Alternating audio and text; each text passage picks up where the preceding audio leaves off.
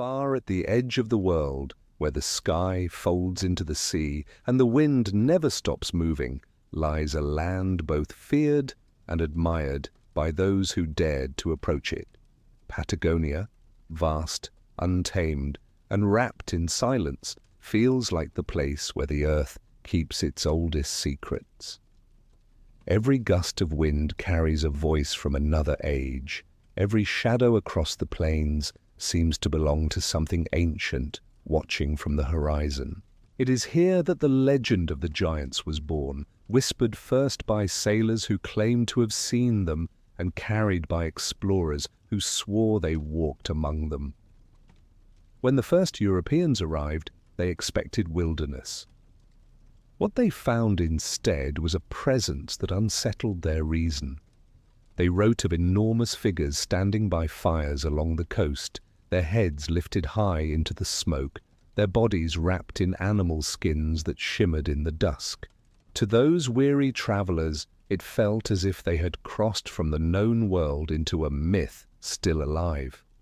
The vastness of Patagonia seemed built for giants, a land so immense that ordinary men appeared like fleeting shadows against it.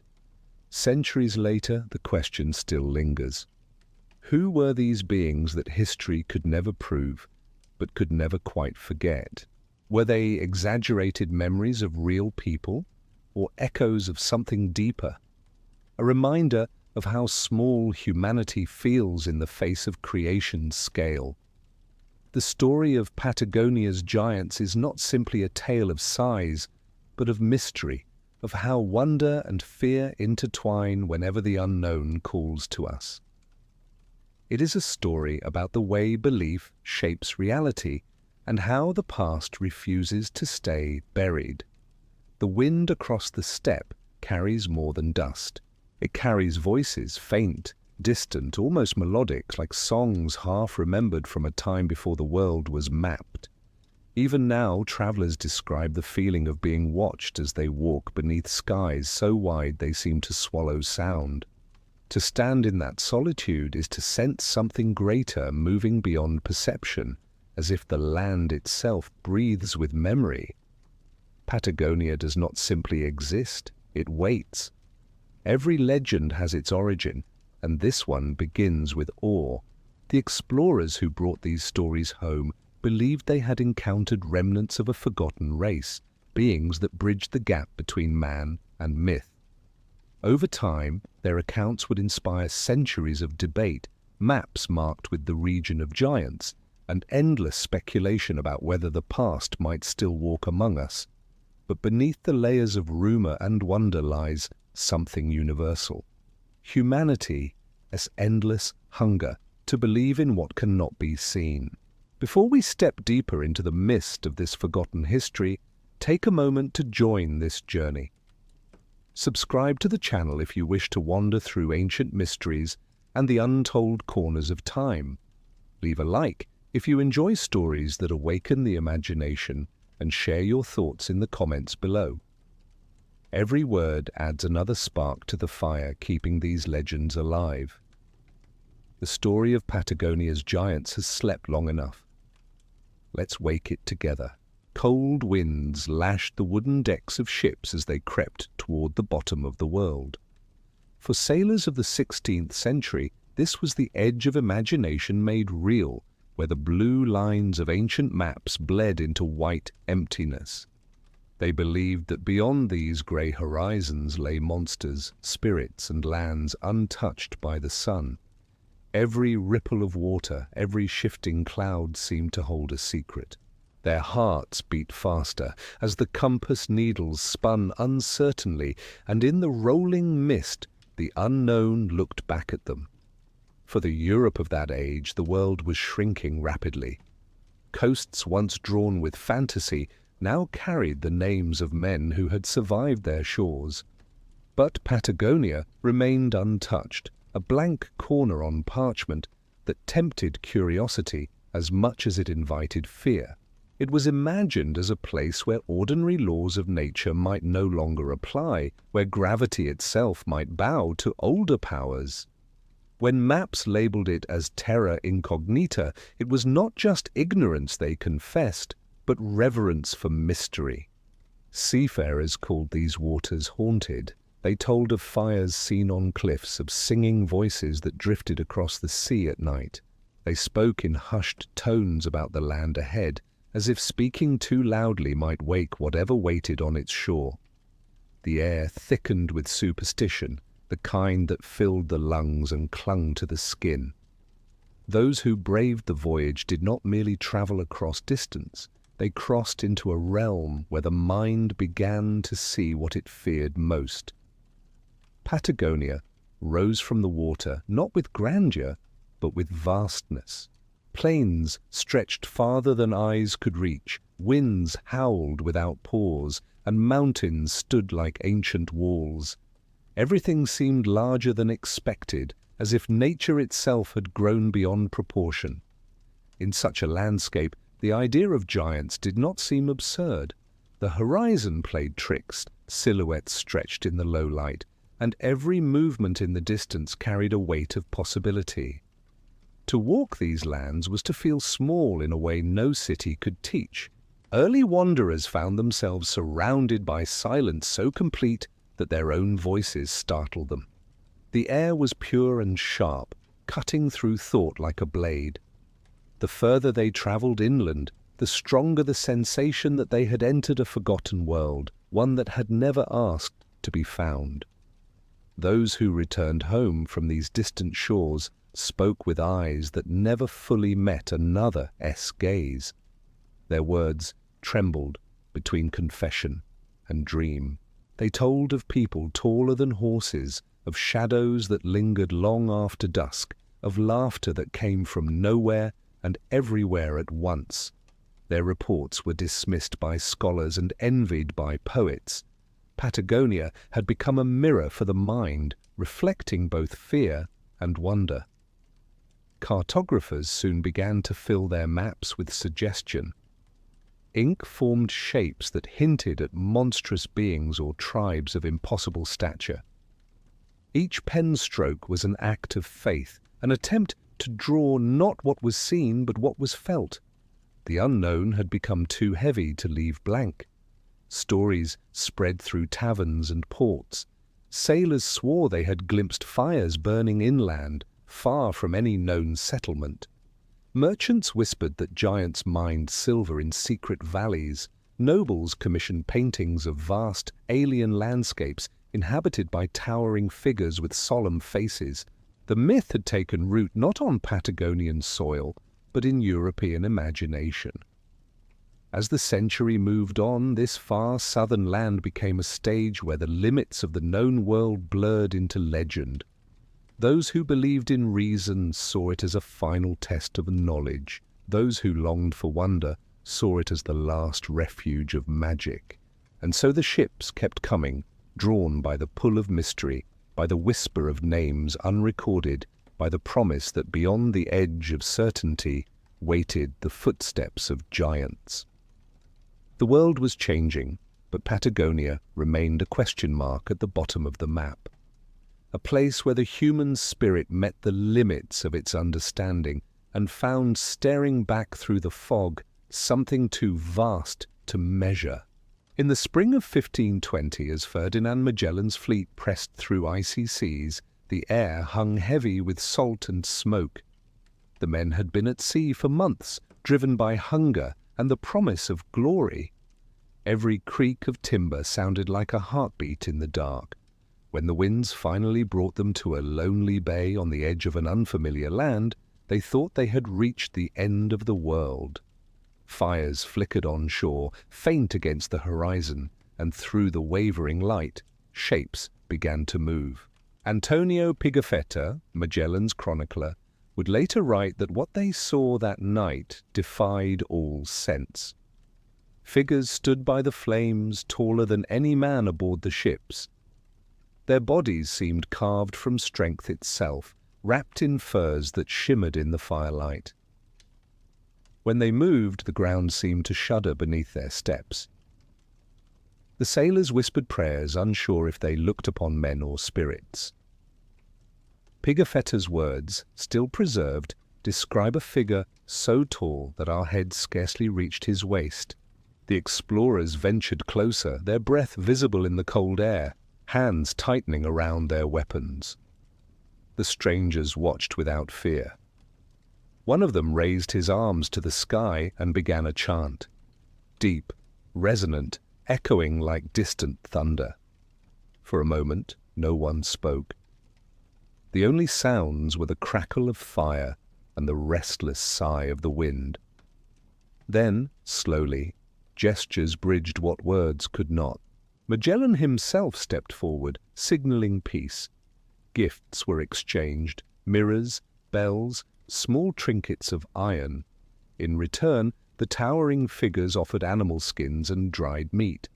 Laughter broke the tension, though it carried a strange weight, rolling across the plains like a wave.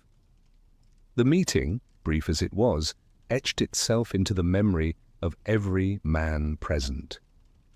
When the sailors returned to their camp, they spoke in hushed voices, as if afraid the giants might still be listening. Days passed, and more encounters followed. The explorers began to measure these people, to estimate their height with ropes and poles. Reports claimed they were twice the stature of ordinary men.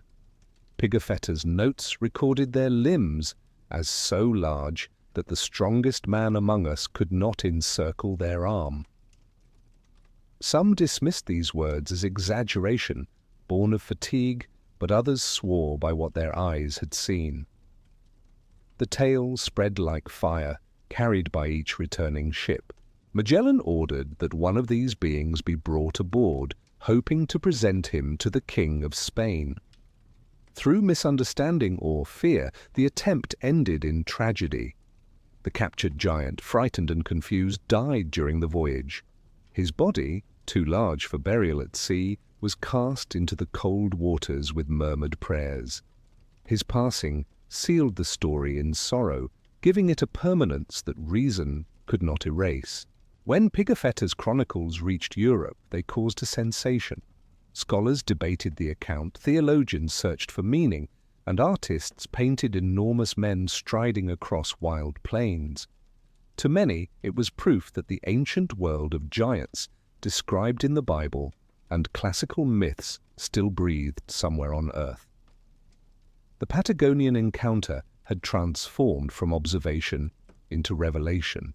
As months turned into years, the details blurred, numbers grew taller, shadows stretched longer, and the giants became symbols of a distant paradise untouched by civilization. Every retelling carried a new embellishment, but at the heart of them all remained that first firelit meeting. Two worlds staring at each other across the dark, each believing they had seen something divine. The bay where Magellan anchored would later vanish from charts, swallowed by time and tides. But the story he left behind refused to sink. It became a spark in the long night of history, a reminder that for a brief moment the edge of the known world had opened its mouth and spoken. Morning broke over the Patagonian coast, with a light that turned the sea into molten silver. Waves crashed against rocks that had never known a harbor, and seabirds circled in uneasy silence. Along the shore, footprints marked the sand, not the delicate impressions of small creatures, but deep, deliberate hollows that filled slowly with foam. The sailors stared at them, unable to agree whether they belonged to men or to something far greater. As the day stretched on, the explorers followed those tracks across dunes and marshes, through winds so fierce it seemed to tear the breath from their lungs. Every few steps they stopped to measure the prints, comparing them to their own.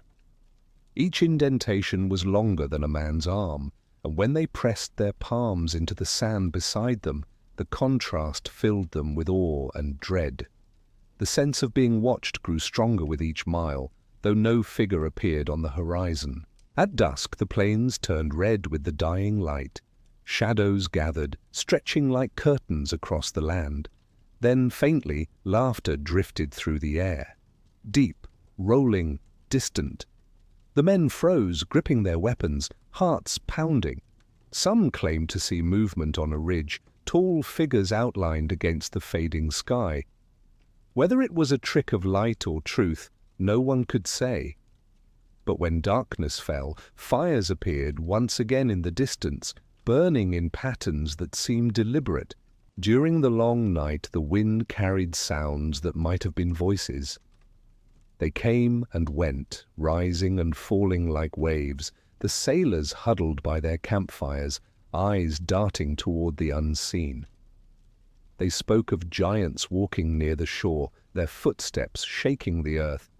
Fear and fascination tangled together until neither could be told apart. By morning, the men had convinced themselves they had been visited, though the only evidence lay in the disturbed sand around their camp. The following days brought more signs. Great bones half buried in the soil, huts made of enormous branches, stones arranged in circles large enough for 12 men to stand within. The explorers debated whether these were homes or monuments. To some, they spoke of a lost civilization. To others, they were the remains of beings who had vanished before history began. The sea breeze seemed to whisper names no one could understand, syllables that belonged to an older tongue. As they journeyed inland, the landscape grew stranger. Plains rolled endlessly beneath a sky too wide for comfort, and mountains glimmered with snow even in the heart of summer. The explorers felt watched by the land itself. Each gust of wind sounded like the breath of something immense. The earth seemed to remember, and the silence was heavy with presence. When night returned, the laughter came again. It echoed across the water, low and resonant, weaving through the fabric of the dark. Some men swore they saw figures walking along the shore, their outlines glowing faintly in the starlight. Others refused to look, choosing instead to pray. The captain ordered the fires extinguished, but the darkness brought no peace. By dawn, the prints had returned, fresh and impossibly deep. They led toward the mountains, then vanished into stone. The men followed for a time, but the air grew colder, the wind sharper, and soon they turned back. None spoke as they rowed toward their ship, their eyes fixed on the fading shore. Behind them, the sea swallowed the tracks one by one. Even after the land had disappeared into mist, the sailors felt the weight of unseen eyes. Every groan of timber, every crash of wave carried the echo of those distant voices. They had touched a mystery too large to explain, one that would follow them across the ocean and into the pages of history. Patagonia, to them, was no longer an empty place. It had become alive, haunted not by ghosts but by the memory of giants who once stood by the fire and watched the newcomers with quiet, unreadable eyes. Distance has a way of distorting reality, and Patagonia was nothing if not distance itself, endless, cold, and unreachable. From Europe it was seen through a fog of longing and imagination. Sailors' tales, written in cramped script and carried across oceans, began to shift as they passed from hand to hand. What started as accounts of strange, tall people soon transformed into stories of a lost race of giants. Each retelling pulled the truth further from its source, stretching it until it became something else entirely. Maps could not capture the vastness of the southern lands, so imagination filled the empty spaces. Scholars who had never seen the sea wrote of creatures that shook the ground when they walked, of cities buried under ice, of mountain caves that glowed with fire. In taverns, storytellers embellished every detail. The giants grew taller, their voices deeper, their origins more divine. Those who doubted were silenced by the same awe that sustained belief. Patagonia became a mirror for humanity's hunger to believe in something greater than itself. For the people who actually lived on these coasts, the world was simpler, measured in wind, distance, and survival. But their names and customs were replaced by symbols in European journals, erased by misunderstanding. What could not be explained was magnified until it became myth. The truth of human existence in this region was swallowed by the machinery of curiosity. In the eyes of those across the ocean, Patagonia ceased to be a place and became an idea, a living dream at the end of the world. Ships returning to Spain or Portugal brought back no physical proof, only stories, no bones of giants, no relics of great size, nothing but words. Yet words had power. They filled the imaginations of princes and priests, explorers and scholars. Entire generations grew up believing that beyond the known continents lay a realm of giants, beings who might hold ancient wisdom or who might be remnants of a time before the flood. Truth had become irrelevant. Wonder had taken its place. Letters written by missionaries spoke of tribes that towered above horses, their strength unmatched, their voices deep as thunder. Naturalists argued among themselves, quoting second-hand sources as evidence. Each claim was built upon the echo of another. By the time official maps were printed, Patagonia's giants were marked, as if they were as real as mountains or rivers. The lie had become cartography. Silence only deepened the illusion. Few ships returned to verify what had been told, and those that did seldom ventured far inland. Distance protected the myth like armor. Every unanswered question became a spark that kept the legend alive. The farther Patagonia remained from Europe's reach, the stronger its story grew. It became a land defined by absence, a place that swallowed truth and returned dreams in its place. Travelers who spoke against the stories found their voices drowned out by those who profited from them. Books filled with exaggerated tales sold better than journals of doubt. People wanted to believe that giants still walked the earth, that some remnant of a primeval world had survived beneath the southern stars. Belief was easier to carry than skepticism, especially when it promised wonder. As centuries passed, Patagonia turned into a symbol of the unreachable, a vast southern silence that seemed to hold secrets older than time. The myth had become part of global memory, its origin forgotten, its meaning reborn. And though the truth still slept beneath layers of sand and story, it continued to breathe through every whisper of wind across the endless plains, reminding those who listened that not all myths fade. Some are simply waiting for rediscovery. Cartographers of the 16th and 17th centuries faced a unique challenge: how to draw a world they did not yet understand. Their quills hovered above parchment, guided not only by knowledge, but by hearsay, imagination, and faith. For them, maps were not just tools of navigation, they were visions of belief. On those sheets of faded vellum, Patagonia was not an empty space. It was labeled boldly as Regio Gigantum, the region of giants. Artists painted enormous figures beside mountains and rivers, their spears taller than ships, their shadows stretching across entire provinces. These illustrations were not intended as fantasy, they were statements of authority. When a scholar in Venice or Lisbon unrolled such a map, he believed he was looking at truth. The cartographer's pen gave form to rumor, and rumor solidified into geography. In this way, myth became part of the earth itself, immortalized in lines of ink. Each map was a confession of curiosity. Unknown lands were never left blank. Emptiness was intolerable. Instead, dragons, spirits, or giant humans were drawn to fill the void. Patagonia, distant and cold, seemed destined to host the most marvelous of them all. The reports of Magellan's men had given enough fuel for generations of map-makers to treat the tale as confirmed fact. In their world, what was written became real. To those who studied such charts in candlelight, the southern continent appeared both frightening and sacred. The presence of giants implied divine mystery, a living connection to ancient scripture. In their minds, the Patagonian Titans could have been descendants of biblical Nephilim, survivors of the flood, or relics of the first creation. Maps, in this sense, were theological documents as much as geographical ones. When explorers compared these depictions to the real land, confusion deepened. No evidence of giants was found, but the legends persisted, reinforced by the authority of printed maps. People believed their eyes must be deceiving them, for how could parchment lie? Faith in ink outweighed faith in experience. Patagonia remained larger than life because the page demanded it.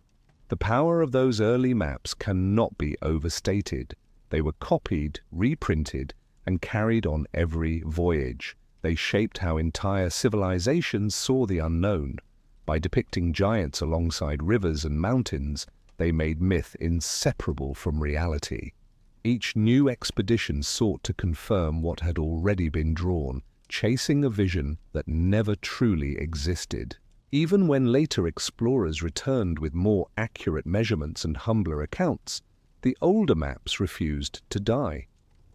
They circulated among collectors and scholars, their edges frayed, but their symbols untouched. The region of giants lingered long after faith in its existence had faded. Old habits of wonder are difficult to erase. Through centuries, these maps came to represent something beyond geography. The human refusal to leave blank spaces, the need to fill silence with story. Every giant drawn on those yellowed pages stood not only for Patagonia's mystery, but for humanity's own hunger to understand what lies beyond the horizon. Ink has long since faded, borders have changed, and the old maps now rest in quiet museums. Still, their ghosts remain. Each line, drawn by a trembling hand, reminds us that the world was once half imagination, and that in the eyes of those who dreamed it, giants truly walked the earth. Long before European sails pierced the southern horizon, the Tehuelche people roamed the windswept plains of Patagonia.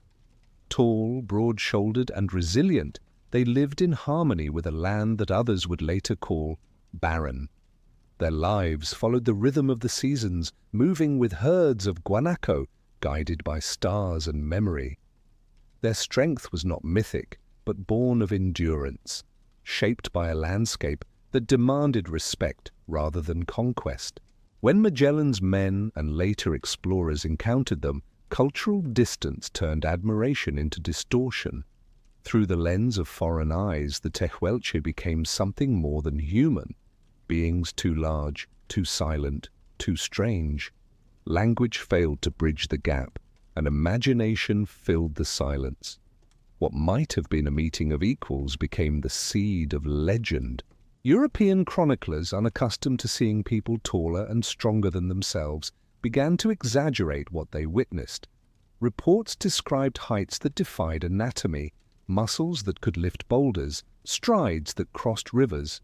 By the time these descriptions reached royal courts, they had transformed into tales of a giant race guarding the edge of the world. The Tehuelche, real and alive, were buried under layers of misunderstanding. Across centuries, this distortion hardened into myth. Artists depicted them as towering colossi wrapped in animal skins, walking among mountains like gods of an older age. Their real faces, their voices, their rituals, all vanished beneath the grand image painted by distant storytellers. The myth consumed the people who had inspired it. Patagonia's giants were never supernatural. They were human, and their humanity was what made their story tragic. Even as explorers continued to visit the region, few took the time to understand the culture before them. The Tehuelche's language, rich in metaphors drawn from wind and sky, was rarely recorded. Their legends, songs, and spiritual practices went untranslated, mistaken for primitive superstition. While European scholars debated the existence of giants, an entire civilization was being reduced to rumor. Travel journals described the Tehuelche as nomads of extraordinary dignity, tall and graceful, their faces calm and proud. Their skill in hunting and navigating the vast plains impressed even the most skeptical travelers. But admiration alone could not undo centuries of myth. The narrative of giants had become too valuable, too captivating to abandon. Truth once again bent to the will of imagination. As time went on, diseases brought by outsiders decimated their population. Villages disappeared, languages began to fade, and traditions passed into silence. Those who remained adapted, merging with neighboring cultures, surviving in fragments. The giants of Patagonia did not vanish. They transformed, leaving behind echoes in the stories of those who remembered. Modern anthropology eventually uncovered their history, piecing together what had been lost. Bones and tools spoke of a people tall but not monstrous, skilled but not magical. They were survivors of an environment few others could endure. What had once been called legend revealed itself as truth, though the truth was far more human and, in many ways, far more powerful. Through the memory of the Tehuelche, the myth of Patagonia's giants gains new meaning. The story shifts from fantasy to remembrance, from spectacle to survival. In their endurance lies the real grandeur, not the height of their bodies, but the strength of their spirit, carved into the same wind that still sweeps across their homeland. Across the Patagonian steppe, where the sky feels larger than thought, and the earth hums with ancient silence, voices of the elders once carried stories through the air. Each tale was shaped by wind and memory, whispered beside fires that burned low beneath the endless night. They spoke not from written words, but from breath and rhythm, letting the land itself speak through them. To those who listened, the stories were not myths. They were truths born from long observation and reverence. Among these oral traditions lived the memory of beings described as taller than trees, clothed in shadow, their eyes glowing like embers. They were said to have walked before the world became as it is now, when mountains were still young and rivers had not chosen their courses. To the elders, these figures were not monsters but ancestors, keepers of balance between human life and the forces that shaped the earth. They were beings of both spirit and flesh, remembered through generations as guardians of the plains. Winds carried their names like music, each syllable wrapped in mystery. Stories told that when storms approached from the south, it was their footsteps that stirred the air. When hunters saw mirages shimmering on the horizon, they believed it was the giant spirits crossing unseen between worlds. These were not legends built on fear, but on connection, a recognition that human existence was small beside the vast power of nature. Travelers who later recorded these tales often misunderstood them, stripping away their layers of meaning. What they saw as superstition was in truth a form of history preserved in poetry. Each symbol in the oral tradition held a memory of change. Floods, extinctions, migrations, events so old they survived only through story. The giants may have represented not literal beings, but memories of other species, older humans, or forces beyond comprehension. To sit beside an elder as the wind moved through the grass was to step into a different rhythm of time. Their words flowed slowly, as if shaped by centuries of repetition, refined like stone in a river. They spoke of mountains that once walked, stars that fell to earth, and footsteps so heavy that the ground still trembled when storms passed. Those listening felt not fear, but awe, as though the giants still lingered just beyond the edge of sight. Archaeologists and anthropologists who studied these traditions would later see connections between myth and memory. They recognized that such stories often encoded environmental truths, recollections of glacial retreat, of massive creatures long extinct, of times when humanity lived among giants of a different kind. What European explorers mistook for fable may have been a form of science spoken in metaphor, an ancient record kept alive through imagination. The elders described the giants as both visible and invisible, part of the landscape itself. They could appear as towering forms at dusk or vanish like mist at dawn. Children were taught not to fear them, but to honor their presence with silence. To speak disrespectfully of them was to invite strong winds and lost paths. Even as belief changed over generations, the warnings remained, woven into songs and rituals that endured long after the first missionaries arrived. Across the centuries, the words of the elders faded from daily life, but the wind that once carried them still moves the same. It rushes over plains and cliffs, echoing faintly through caverns where ancient hands once painted human forms beside shapes far taller. Whether those figures were memory or myth does not matter as much as the fact that they were remembered. For every gust that sweeps across Patagonia carries the same whisper, that something vast once walked here and that the earth has never forgotten. Beneath the surface of Patagonia lies a library without pages, written in fossils and buried stone. The soil holds the remnants of creatures that once ruled an older world, massive beasts whose size defied imagination. When early explorers stumbled upon these remains, they could not comprehend what they saw. Gigantic femurs protruding from eroded cliffs, skulls the size of barrels, ribs that curved like the hulls of ships. To eyes untrained in paleontology, such discoveries could only belong to giants. Long before science explained extinction, these colossal bones were woven into myth. The people who lived on the land saw them as proof of ancestral beings, evidence that their stories were true. The bones were treated with reverence, sometimes left untouched, other times carried to sacred places where offerings were made. Each fragment of fossilized bone seemed to speak of a time when the earth was wilder, when humans shared the plains with creatures beyond measure. When European sailors arrived and heard of these findings, their imaginations ignited. Reports of gigantic skeletons quickly traveled back to the continent, where scholars debated their origin. Without proper knowledge of ancient fauna, it was easy to believe they belonged to humans of impossible stature.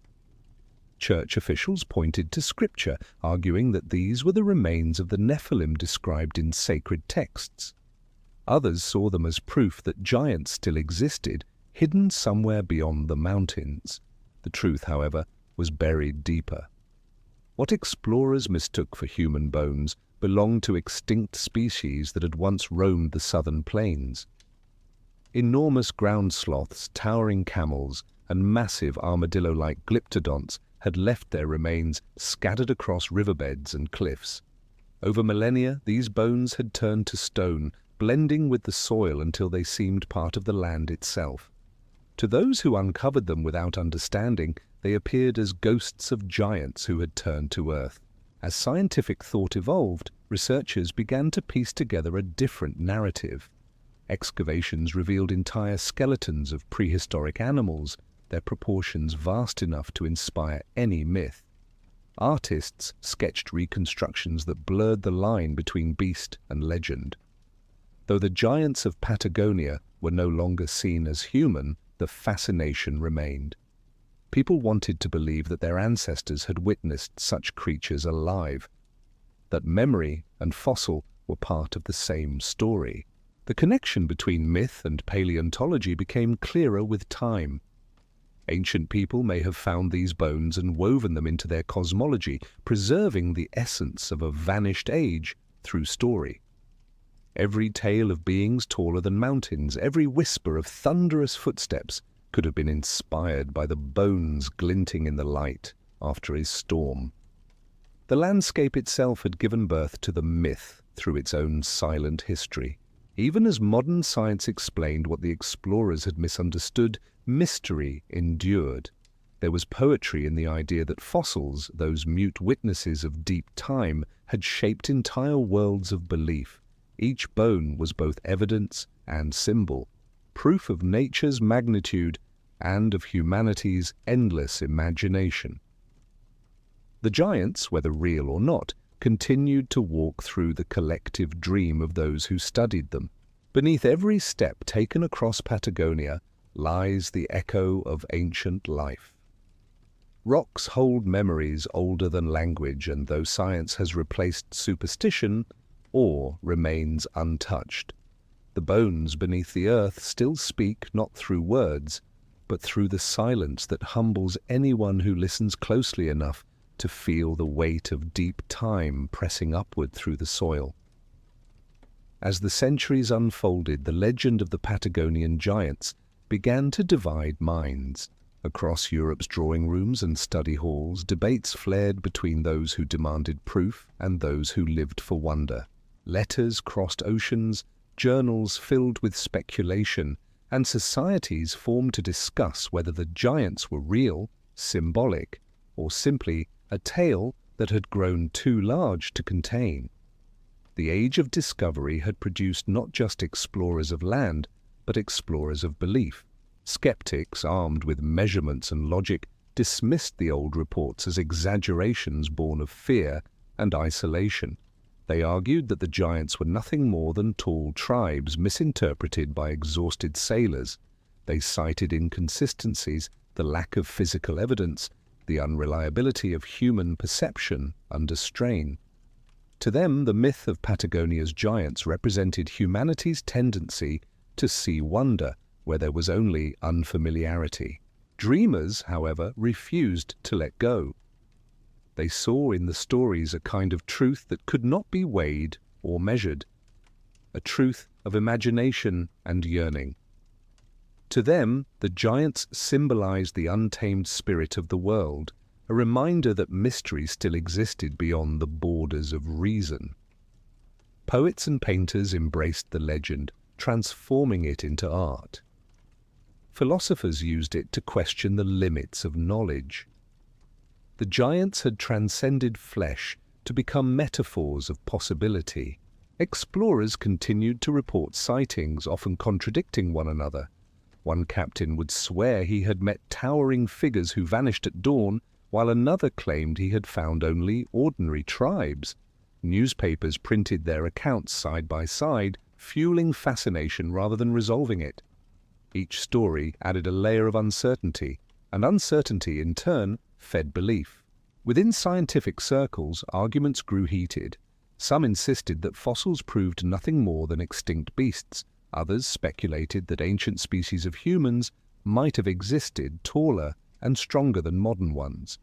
Without conclusive evidence, both sides clung to conviction. The debate revealed more about human nature than about Patagonia itself, how people often prefer mystery to clarity.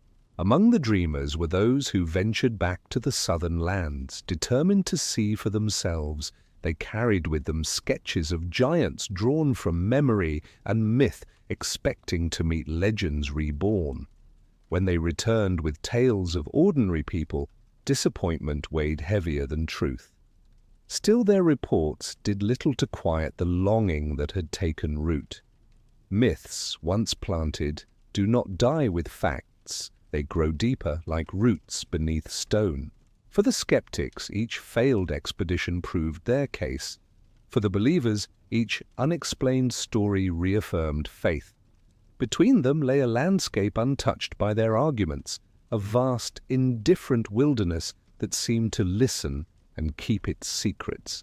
Patagonia remained silent, neither confirming nor denying, allowing its myth to exist without resolution. As time moved on, the line between skepticism and wonder blurred. Scientists who once dismissed the stories began to study their cultural importance. Artists who once romanticized them turned to anthropology for inspiration. Both camps, though opposed, were drawn to the same question. Why did this legend endure when so many others faded? Patagonia's giants had become more than a debate. They were a reflection of the human spirit's dual nature, the need to question and the desire to believe. Skeptics sought truth in evidence, dreamers found it in meaning, and between them stretched the same vast land where wind carried whispers of a story that refused to end.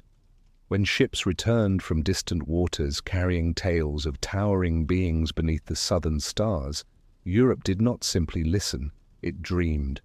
The old world, steeped in scripture and classical philosophy, had long been taught that giants once walked the earth. From the sons of Nephilim to the warriors of ancient myth, their presence was etched into the bones of civilization's earliest stories. So when explorers described colossal figures on the Patagonian plains, it felt less like discovery and more like confirmation of what was already believed. The myth fit too perfectly into the worldview of a continent still balancing faith and curiosity. Renaissance minds, driven by both devotion and ambition, saw the new lands as extensions of biblical geography. For many, Patagonia represented the far reaches of Eden's shadow, a place where creation lingered untouched. The giants described by Magellan's chronicler were interpreted as remnants of an older age, perhaps survivors of divine wrath or descendants of those who had once defied the heavens. The blending of theology and exploration created an atmosphere where imagination thrived without resistance. Philosophers debated whether such beings could exist within natural law. Clerics pointed to ancient texts that spoke of titans and fallen angels, suggesting that Patagonia's giants might embody the world before order.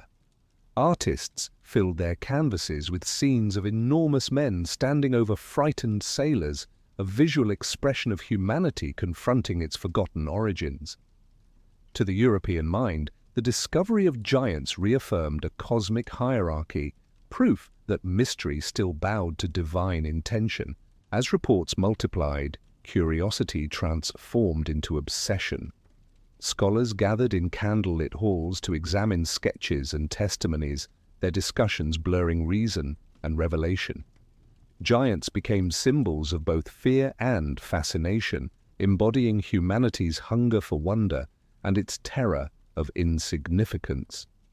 The further away Patagonia remained, the easier it was to imagine its people as extraordinary. Distance made belief effortless. For the educated elite, the legend served another purpose. It validated exploration itself. Every voyage to uncharted lands promised a new chance to rediscover fragments of creation's hidden design. To find giants was to find proof that the world was still alive with divine mystery, that the map of existence had not yet been completed. Curiosity became sanctified under the banner of discovery, and the line between knowledge and myth blurred beyond recognition. Those who challenged these ideas faced quiet dismissal. Rational minds who suggested exaggeration or cultural misunderstanding were accused of lacking imagination. Faith in wonder had become a kind of intellectual virtue. The age of discovery was not just about continents and oceans. It was about reclaiming a sense of awe that centuries of reason had begun to erode. Patagonia's giants became the embodiment of that longing, the desire to believe in something that transcended explanation. Artists, poets, and scholars turned their fascination into art. Renaissance tapestries depicted giants kneeling before European explorers, symbolic of civilization triumphing over chaos. Books were written describing entire societies of towering men, noble and savage in equal measure. These depictions said less about Patagonia and more about Europe's reflection in its own imagination. The myth became a mirror in which the continent saw its spiritual hunger magnified. By the time Enlightenment thinkers arrived to question the legend, its roots had grown deep. The giants had already become part of Europe's inner mythology, creatures of faith, reason, and art combined. Whether real or imagined, they stood as monuments to an age when imagination was powerful enough to redraw the world.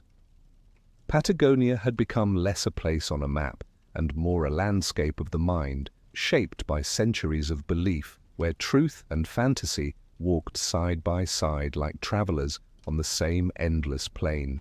Under the endless Patagonian sky, firelight once danced across the faces of travelers and natives alike. Flames crackled against the whispering wind, sparks vanishing into the night like fading memories. For those who lived on this land, each fire was a heartbeat, a reminder of warmth and survival in a world ruled by cold and distance. The plains stretched beyond sight, a sea of grasses moving in slow waves beneath the constellations. Every sound seemed amplified, the hiss of the wind, the cry of distant animals, the steady rhythm of breathing beside the embers. To wander those plains was to step into a rhythm older than thought. The air carried scents of earth and smoke, and the horizon appeared alive, shifting with mirage and motion. Hunters moved silently across the grasslands, their silhouettes blending with the land itself. Each movement had purpose, every gesture measured against the immensity of space. At dusk, when the sun bled into the western mountains, the fires would return, small, glowing islands of humanity in an ocean of wilderness. Those who lived in this land did not see themselves as small. The vastness around them was not hostile, but sacred, filled with meaning invisible to outsiders. Mountains were not obstacles, they were ancestors. Rivers were living entities that remembered the steps of every creature that had ever crossed their waters. In such a world, to speak of giants was not to speak of fantasy, but of proportion. Everything felt larger here, not just in form, but in spirit. Explorers who watched the locals by the fire misread their stillness for mystery. The towering figures who stood silently against the flames appeared otherworldly, their shadows long and moving with the wind. To European eyes, these were beings out of legend, but to themselves they were people bound by ritual, custom, and survival. Their height was no miracle, it was adaptation, born from centuries of life in a place that demanded strength from those who wished to endure it. Night over Patagonia carried a silence that seemed alive. Fires burned low, guarded by figures who spoke little, their conversations carried away by the wind. Above them, stars crowded the sky, so many that it felt as though the heavens leaned closer to listen. Each spark that rose from the flames joined the stars for a heartbeat before fading, just as stories rose and vanished among the people who told them. Travelers who joined these gatherings often wrote of wonder, describing the people of the plains as serene and immense, their laughter rare but deep. They told of songs sung to the rhythm of the wind, of dances performed in the dust, of eyes that reflected firelight like polished amber.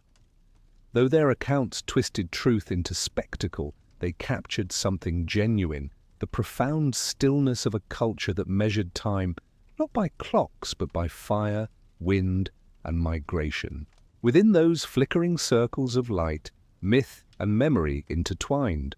Perhaps the explorer's fascination with giants began not from deceit, but from misunderstanding, a failure to see that grandeur need not come from height alone. The people who lived on these plains carried within them a sense of immensity that matched their landscape. They were part of the land's breath, moving with its rhythm, living within its vast, quiet power. Long after the ships departed, the fires continued to burn. They glowed against the wind, the same as they had for centuries, reminders that the legend of Patagonia's giants was more than a story of size. It was a story of endurance, of life carved from solitude, of people who learned to find warmth in a land where even silence felt infinite. When the light of reason began to spread across Europe, shadows that had once seemed sacred began to fade. The Age of Enlightenment brought with it a hunger for proof, and under its scrutiny, the giants of Patagonia began to shrink into metaphor. Scholars demanded evidence, explorers carried measuring tools instead of faith, and the old tales of enormous beings were treated as curiosities of ignorance. What had once been divine mystery became the subject of rational dismissal.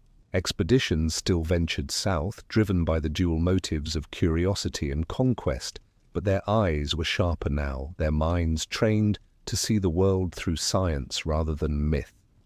They found tall people, yes, strong hunters with proud stature, but nothing that reached the impossible heights recorded in earlier accounts. With each new voyage, belief in the legend thinned, eroded not by disbelief, but by the weight of observation. In salons and academies, debates turned clinical. Where once giants had inspired awe, they now invited ridicule. Skeptics claimed that human imagination had simply stretched proportions in moments of wonder, and that shadows cast by firelight or distance had transformed ordinary men into towering myths. The old journals of Magellan's time were reinterpreted as romantic exaggerations, their mystery dissolved into misperception, but disbelief could not erase what wonder had built. Even as science corrected the record, the myth endured like a faint echo. Travelers continued to write of strange silhouettes glimpsed against the twilight, of footprints too large for comfort, of laughter carried by the wind. Rational minds dismissed these as illusions, but others heard in them the persistence of an older truth, the idea that not everything in the world could be weighed or measured. For the indigenous people of Patagonia, the Enlightenment brought no illumination. Their stories were dismissed as superstition, their oral traditions overwritten by foreign logic. Scholars studied them like specimens, stripping their voices from their own narratives. The giants that had once symbolized their ancestral memory became, in European eyes, evidence of ignorance rather than wisdom. Knowledge, in its hunger for precision, devoured mystery without noticing what it lost. Artists who had once painted giants of flesh and bone now turned their attention to allegory. The Patagonian Titan became a symbol of the human mind itself, grand, curious, and boundless in potential. What had once been a physical being became an idea, the embodiment of nature's immensity and humanity's endless desire to comprehend it. Giants survived, but only within metaphor, reborn as creatures of thought instead of soil. Still, even the Enlightenment could not silence every whisper. A few travelers, defying reason's constraints, continued to claim sightings of enormous footprints along riverbanks or distant figures moving across the plains. Their reports were dismissed as the fantasies of dreamers, but they reminded the world that myth is never truly destroyed, it merely changes shape. By the close of the 18th century, the Giants of Patagonia had vanished from official history.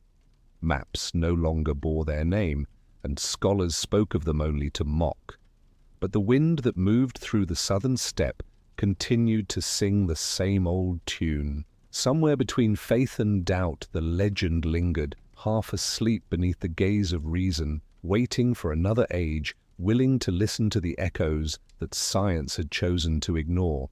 Beneath the surface of official history, within the yellowing pages of private journals and forgotten letters, the truth of Patagonia's mystery continued to smolder. Explorers who had sworn loyalty to reason often kept separate accounts, one for public record, another for their own restless conscience. These hidden writings spoke in a different voice, unfiltered by fear of ridicule. They revealed moments of hesitation, glimpses of shadows that should not have moved, and the feeling that the land itself was alive and watching. In cramped handwriting illuminated by candlelight, captains and chroniclers described encounters that official reports omitted. They wrote of towering silhouettes glimpsed in twilight, of footprints pressed deep into the frozen ground long after any human trace had vanished. Their pens trembled between conviction and self-doubt, torn between the demands of science and the pull of wonder. To admit such things openly was to risk mockery, so they buried their truths beneath layers of polite denial. Across decades, these secret observations passed quietly from one explorer to another. Within private circles of navigators and naturalists, whispers persisted that Patagonia held more than it revealed. Men who prided themselves on rational thought confessed, in letters never meant to be read, that certain nights on the plains filled them with inexplicable unease. The wind, they wrote, carried voices too heavy for imagination alone. One captain's diary told of distant fires burning in geometric patterns across the plains, far from any known settlement. Another recorded the sound of rhythmic drumming carried through fog, as though an unseen gathering were taking place in the wilderness.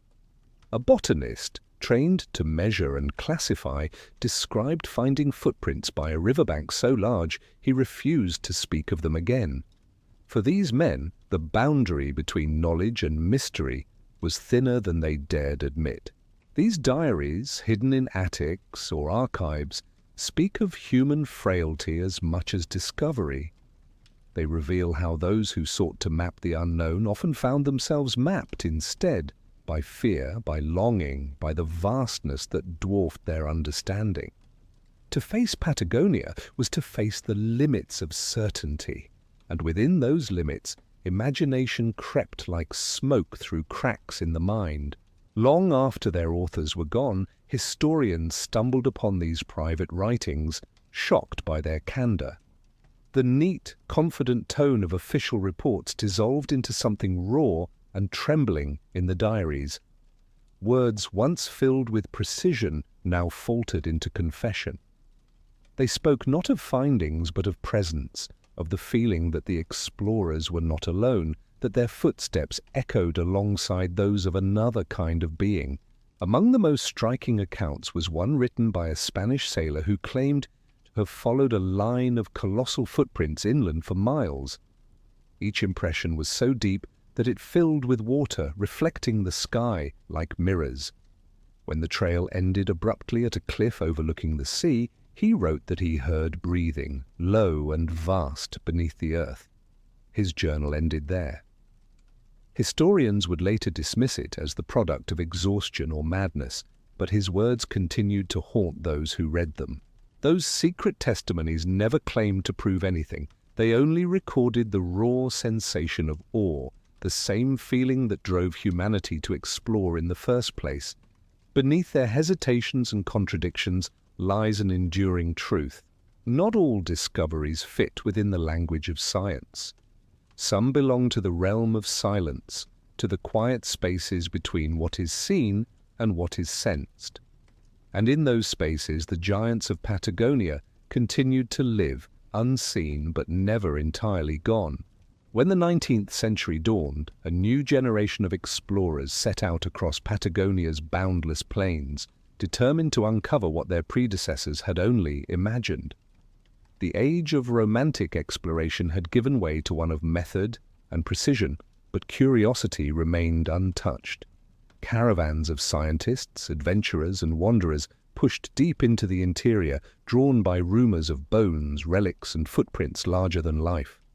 The steppe stretched before them, a landscape stripped of illusion, but heavy with silence, as though guarding its own memory.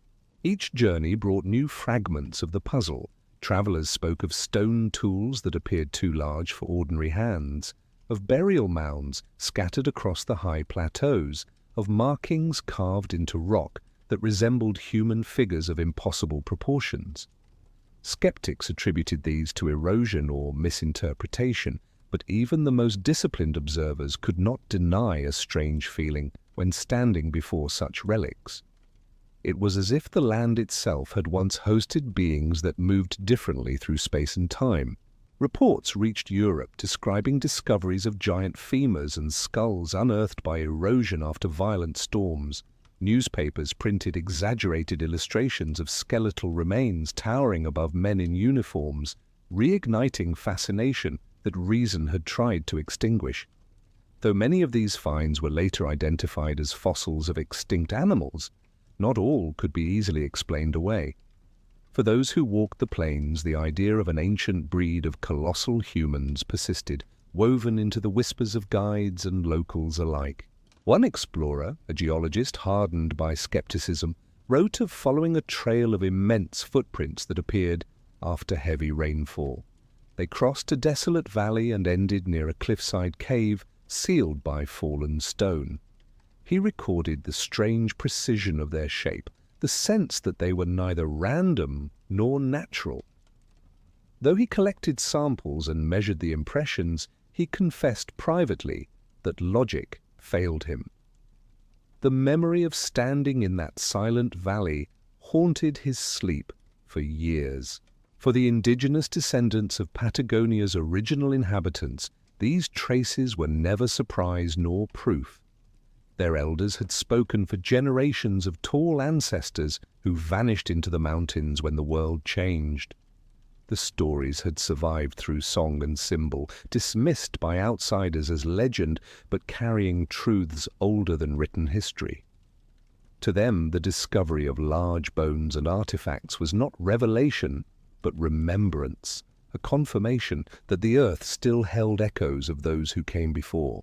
The further explorers traveled, the more they sensed that Patagonia refused to be conquered by reason.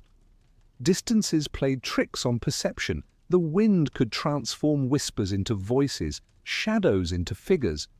Even the most rational minds found themselves caught between skepticism and surrender. They began to write not only of findings but of feelings, of landscapes that seemed alive, of the persistent impression that something unseen moved just beyond the edge of vision. Museums in London and Paris soon displayed massive bones labelled with uncertainty. Human or animal, ancient or recent, no one could say. Visitors stared through glass at these relics, their imaginations rekindled.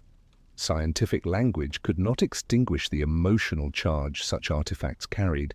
Each fossil became an altar to ambiguity, a reminder that even within progress, mystery endured. Travelers who returned from Patagonia often spoke more softly afterward, as though humbled.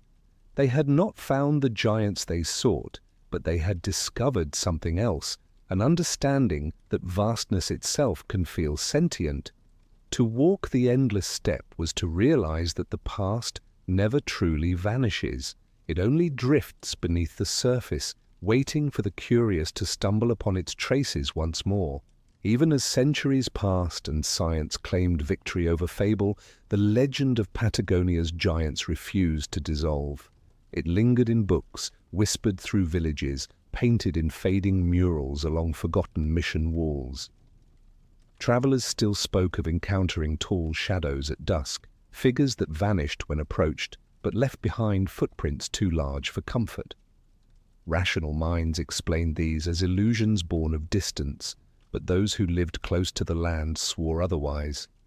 In a region where silence has weight, myth finds a way to survive. Locals told of herders who saw silhouettes moving across ridges under moonlight, their steps too slow and measured to belong to men. Shepherds claimed to have heard deep laughter carried on the wind, echoing across valleys where no human voice should travel. Each account differed in detail but shared a single tone, a quiet reverence, a refusal to dismiss what could not be named. To speak of giants was not foolishness, but tradition, a way to honor the unseen presence that still seemed to dwell within the land. Writers who visited Patagonia during the late 19th and early 20th centuries found themselves drawn into this enduring mystery. They arrived as skeptics, eager to separate fact from fantasy, but the vast emptiness soon altered their resolve. Diaries filled with contradictions, reports of barren plains side by side, with claims of enormous shapes glimpsed through the fog. The land itself seemed to play with perception, as though enjoying the game of disbelief. Even scientists who dismissed the legend in their studies admitted privately that Patagonia possessed an atmosphere unlike anywhere else. Its endless horizon, its haunting winds, its profound isolation, everything invited the imagination to wander. Giants became less about physical beings and more about emotion, symbols of the immensity that both humbled and inspired those who crossed the plains. The myth endured because it spoke to something deeper than evidence. It mirrored humanity's own longing for wonder. Stories continued to evolve, shaped by each generation's fears and hopes. For settlers, the giants represented the wild past, a reminder that the land belonged first to mystery before civilization arrived. For travelers, they became a metaphor for endurance, towering figures walking through the dust of history, untouched by time. Even as Patagonia modernized, its mythic inhabitants remained part of the landscape's invisible population. Legends persisted in music and folklore, carried through lullabies, sung in lonely outposts, and tales told beside campfires. Parents spoke of the tall ones who watched over lost travelers, spirits who punished greed but rewarded humility. In these newer versions, the giants were neither monstrous nor divine. They were guardians of balance, embodiments of the land's eternal strength. Their transformation from flesh to spirit mirrored the evolution of belief itself. Visitors drawn by curiosity often left with more questions than they arrived with. Photographs captured shadows that seemed to move, prints that vanished upon approach, ridgelines that gave the illusion of figures striding against the sky. Each image became another thread in the fabric of myth, blurring the line between imagination and memory. Rational explanations satisfied few. The mystery's persistence became its own kind of truth. Even today, the wind that roams the steppe carries the same resonance that once haunted sailors and wanderers. It sighs through grass and stone, as if breathing life into the past. Myths survive because they touch what facts cannot, the quiet ache of curiosity that refuses to fade. Patagonia's giants may have left no bodies behind, but their presence endures in every whisper of wind, in every ripple of shadow, in the hearts of those who still believe that the world holds secrets too vast to measure. Across the desolate plains and within the mouths of ancient caves, the people of Patagonia left messages carved and painted in silence. Red ochre, black charcoal, and white clay told stories that words could not. Hands pressed against stone became silhouettes of presence, proof that life had touched the rock and left its echo there. But among these markings, archaeologists would later find shapes that stirred the imagination, figures that loomed larger than life, towering above rows of ordinary humans, their proportions exaggerated, their meaning elusive. When travelers first stumbled upon these paintings, they interpreted them through the lens of legend. To those who already believed in the giants, these towering forms were confirmation. The images were treated as documentary evidence from a forgotten time, proof that the tall ones had once walked this land. Each mural became a testimony, each stroke of pigment a record of encounter. Even modern eyes, trained to see art as expression rather than history, cannot help but feel the gravity of those forms glowing dimly in torchlight, painted thousands of years before memory began. Caves along the Rio Pinturas and beyond hold scenes that seem to move under flickering light, lines that ripple like living bodies, circles surrounding human figures, shapes that might represent the sun or eyes or something watching from beyond the world of men.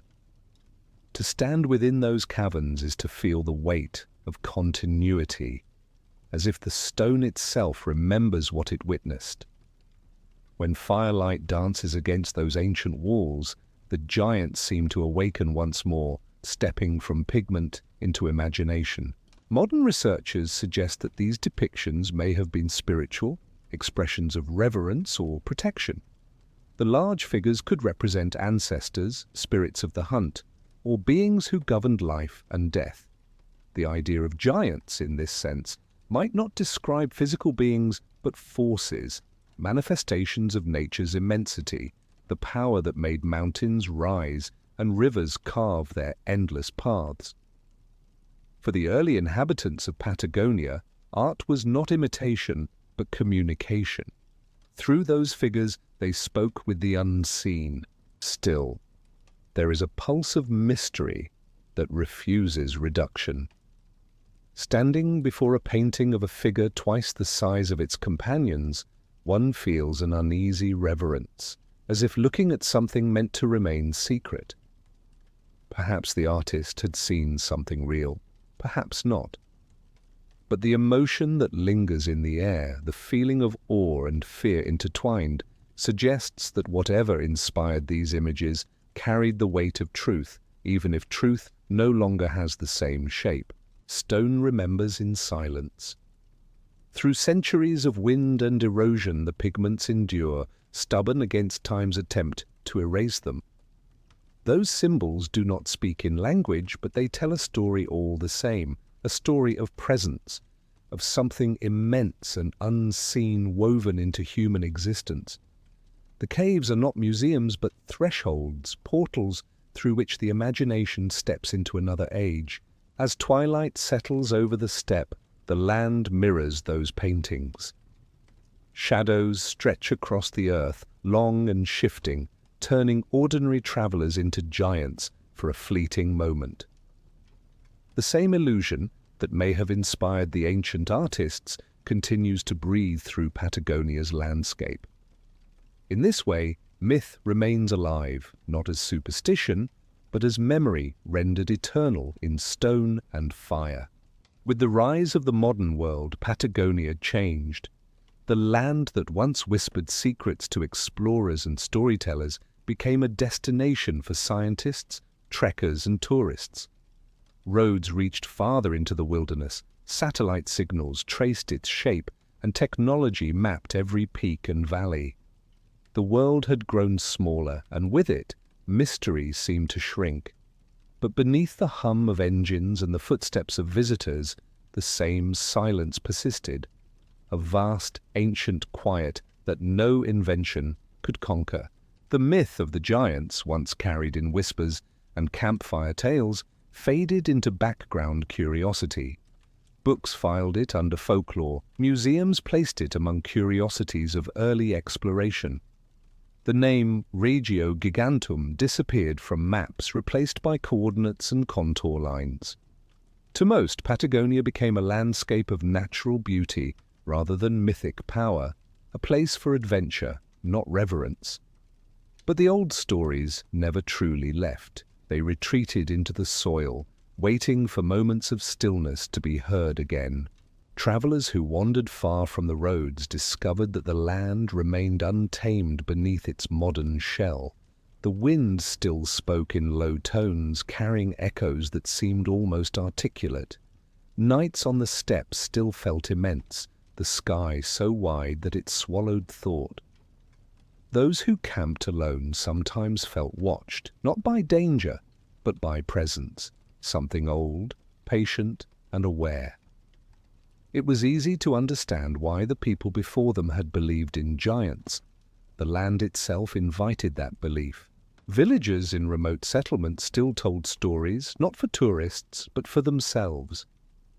They spoke of the tall ones who moved between hills when storms approached, their steps leaving patterns in the grass that vanished by morning.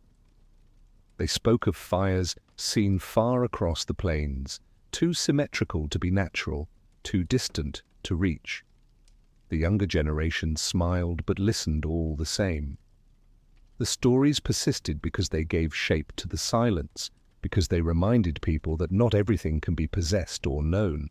Modern science, for all its instruments, could not measure awe.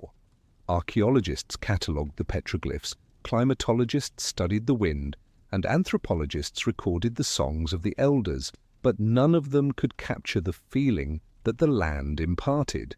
Patagonia remained a riddle wrapped in geography, a place where human insignificance became its own kind of revelation. Writers returned to the legend, weaving it into novels and films, not as history, but as metaphor. The giants became symbols of human yearning, of the longing to touch what lies beyond comprehension. They no longer needed to exist in flesh and bone to feel real. In that transformation, the myth achieved immortality, free from the burden of proof, alive in imagination. Still, Those who stand alone at dawn, when the wind sighs through the grass and the light spreads like liquid silver, often feel a strange awareness. It is not fear nor belief, but recognition, an instinctive understanding that the land is larger than perception allows. The giants of Patagonia, whether of legend or metaphor, continue to dwell in that awareness, silent as the mountains, vast as memory itself. Every culture carries within it the intersection of story and remembrance, the place where history softens into legend and legend hardens into truth.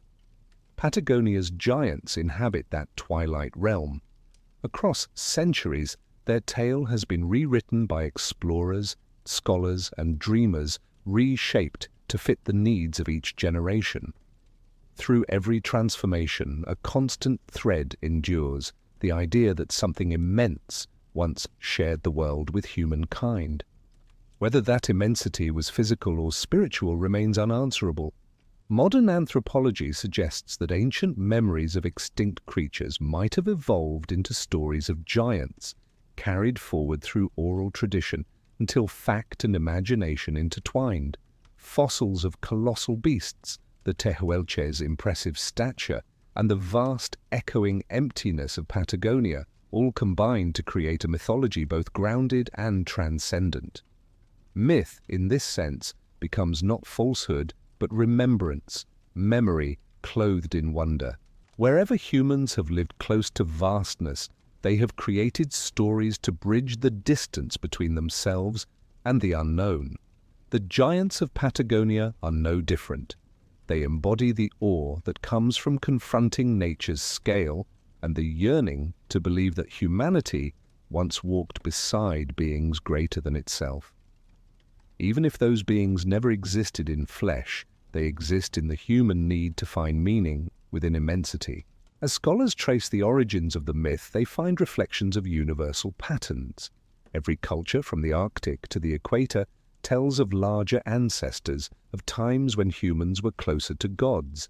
Patagonia's version is simply the echo of that shared longing. Its plains, so wide they blur the horizon, act as a stage upon which imagination performs its oldest play, the dance between fact and faith. In the merging of myth and memory lies a strange harmony. Myths preserve truths that history cannot, truths of emotion, perception, and identity. Through the legend of the giants, Patagonia remembers not just who its people were, but how they saw the world. They viewed existence as a continuum between human and divine, where every mountain and gust of wind carried the breath of ancestors. Modern understanding may reduce those beliefs to symbolism, but their resonance remains intact. When travelers walk across the steppe, their minds often wander toward thoughts of the past, of how it must have felt to believe that every shadow might be a remnant of something vast. In that moment, myth becomes tangible again. The land itself encourages such reverie, whispering that memory is not confined to human minds. It seeps into stone, into air, into the quiet spaces between words. Whether or not the giants ever lived matters less than the fact that humanity continues to remember them. They stand as metaphors for endurance, as reminders that the unknown still breathes within the known. Where history ends, imagination begins, and between them lies the place where truth still shimmers like a mirage on the horizon, visible, unreachable, eternal. When night descends upon Patagonia and the stars unfurl their cold fire across the sky, the silence feels alive. It hums softly, as though carrying the echoes of ancient footsteps beneath the earth. In that silence, one begins to understand that the story of the giants was never merely about size or power. It was about wonder, the oldest inheritance of humankind.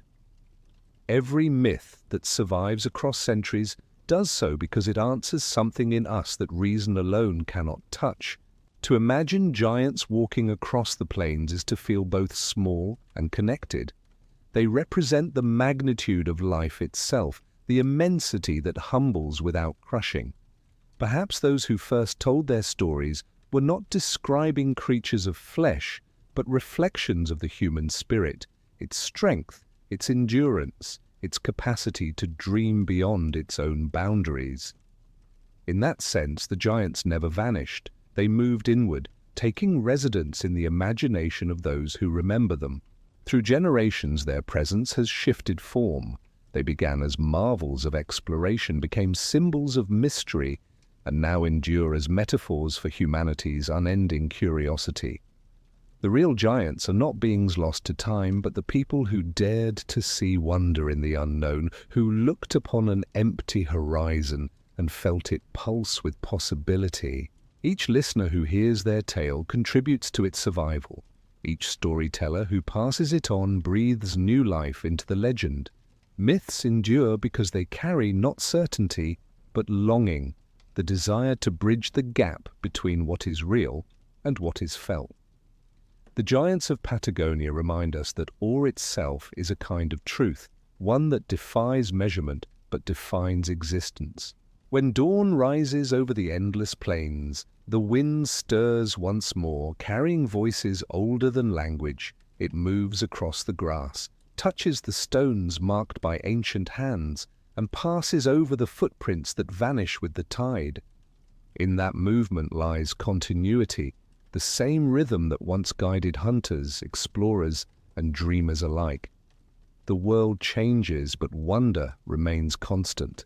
To walk through Patagonia today is to walk through layers of time, to feel myth and memory breathing together.